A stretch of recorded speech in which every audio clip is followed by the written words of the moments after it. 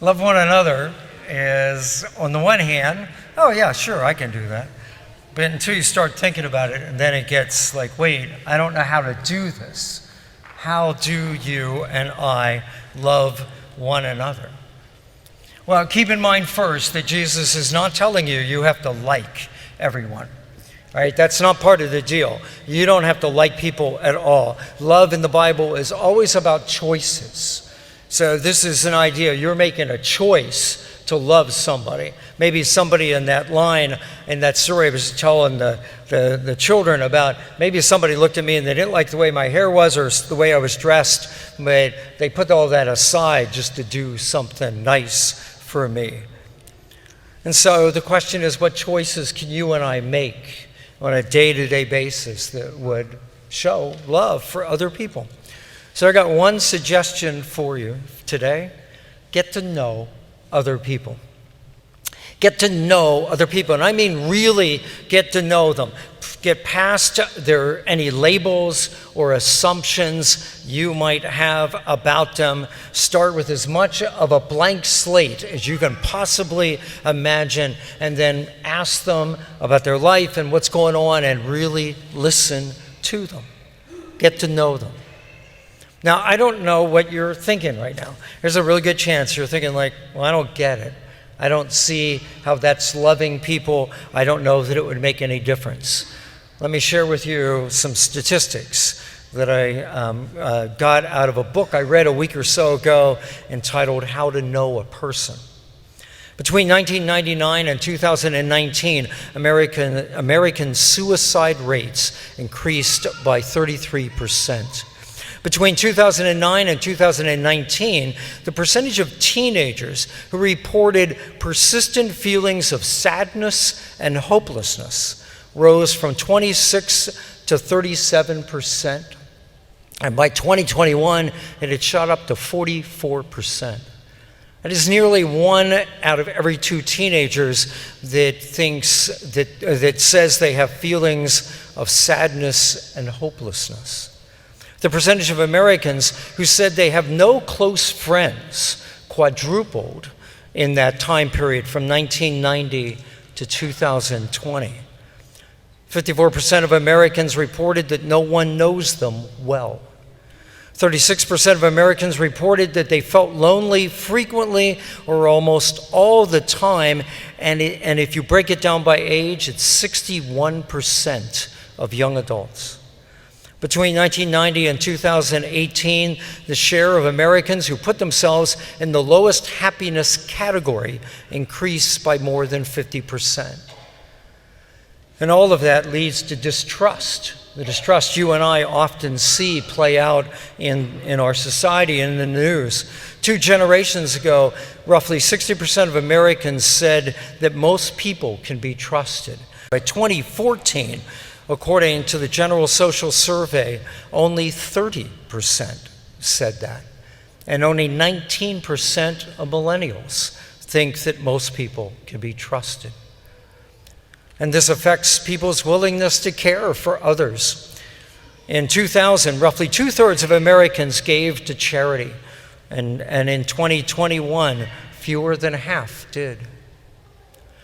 That is a depressing snapshot of our times, and you have to understand that what people tend to do in order to get out of these ruts, if you will, they're in, these feelings they have, is they turn to social media. But if you think about that, social media is never going to work, because social media gives you the illusion of social contact, but you get stimulation instead of intimacy, and instead of understanding, all you find is a bunch of judgment. You cannot find the connections that you're looking for on your phone. You can only find those connections if you are willing to be in a position where you can get to know somebody and you can let somebody get to know you. And so what happens if we do that? Is that not a way to show love to somebody?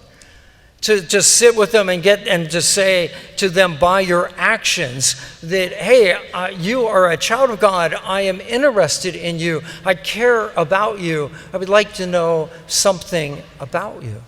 And is it not a way for you and I to be loved, to put ourselves in a position where somebody would have the chance to get to know us? It's what the Good Samaritan did. Think about that story. Most of you know it. The priest and the Levite. They don't want to get to know the injured man. They see him and they just sort of categorize him as a grave inconvenience.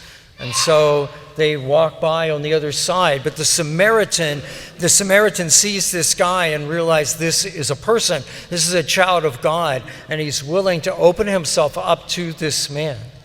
And of course, the injured man is certainly willing to open himself up to his helper.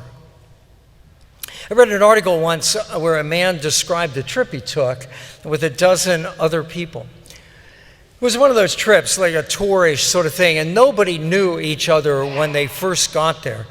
And the author goes on to describe a woman who, by the end of the week, was the person everyone sought out. They wanted to be with her because she was the best listener. She showed this interest in each person. She wasn't interested in telling stories about herself. She wanted to know their story. And she was, in the author's opinion, the only person in that whole group who showed any love for anyone else. You see, this can be done. You and I can do this. Now, for some of us, this is going to take some effort. Maybe we don't have as much of a skill set to do this as maybe we would like to have, but it can be done. We can put ourselves in a position where people can know us, and we can put ourselves in a position where we can get to know other people. And the church, a parish, is a terrific place to do this. Let me just offer you two quick examples. Twice a year we do a dinner for the ladies of the parish.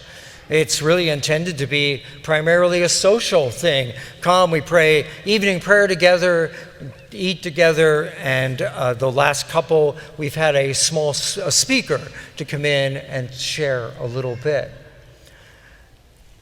You'd appreciate the fact that if we work at it, and our leadership has done that, they're working at it to make it a wonderful place to be. In other words, you can walk in even though that you don't know anybody there.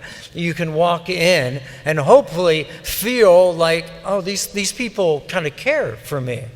And sit down at a table, again, maybe with a table of ladies you don't know anything about them. But hopefully those people and you in that setting can work at getting to know each other. And you can spend this night being known and learning to know more about other people. You can spend an evening showing love and having love shown to you. I don't know what you know about youth ministry. I've been doing it all my life. And a successful youth program depends absolutely on one thing, and that is adults that are willing to get to know teenagers. Adults that are willing to care for teenagers just by hanging around them. And the job often gets shuttled off to a youth director or a youth minister. And you say, oh, you're in charge of this. But one youth minister cannot do this job, especially in a parish like ours. We could spend a whole lot of money. We could hire a very, very talented person, but all they'd be able to do is get to know maybe 20, 30 teens, and there are nearly 1,000 teens in our area here who could be a part of our youth group. They can't get to know them, but if you have a group of volunteers, a group of adults that are willing to show up and just try to get to know the teens, then you can have an incredibly successful youth ministry. Now, I would admit to you, this is not a job for everyone, but I will also point out to you that there are a whole lot of people who are sitting here right now who would say, middle school? No, I don't think so. But you would be way better at this than you think. Some of the best mentors I've ever been around who worked with youth were older adults. Parents, sometimes parents think, well, I can't do that if my kid's there. Yes, you can. Yes, you can. Because you already know your teen, but you can get to know other teens, and you'll be surprised what happens, the dynamic of you being there with your child. And those of you that are grandparents, you're crazy good at this. You know how to look, you know how to talk to kids, you know how to listen to them. And when they start talking about stuff that you don't know anything about, all you have to do is say, I don't know what you're talking about. Tell me about this. Tell me what this is. Tell me what Fortnite is, and let them tell you about this. Their eyes will light up as they share with you something that's important to them. And imagine the fruits of that. Imagine the fruits of this, that what would happen if we had here on say a Tuesday night, if we had 50, 60 middle school kids show up, and maybe 10, 12 adults hanging around with them, and the kids knew that this was the one place, maybe the only place all week where they could go and feel safe, where people would know them and care about them and be thrilled that they showed up. And maybe for an hour or so, they'd be off their phone, where they weren't getting fed, but they'd be fed by all of what was going on. I really hope you'll give that a little bit of thought. We want to start a middle school youth group in the fall, and I do need some adults to help. I cannot do it on my own. No one can. And so please pray about that. The first reading, I don't know if you would have caught the context. It's in the book of Acts. It's describing the end of Paul's first missionary journey. And it's got this great line in it. It says, when they arrived back to where they started, they called the church together and reported what God had done for them. And so when I think of St. Anne in a few years from now, I pray that we'll be able to do that too. That we'll be able to talk about what God has done for us and through us. And when we do that, I pray that we'll be able to tell a story about being a parish where people want to get to know you.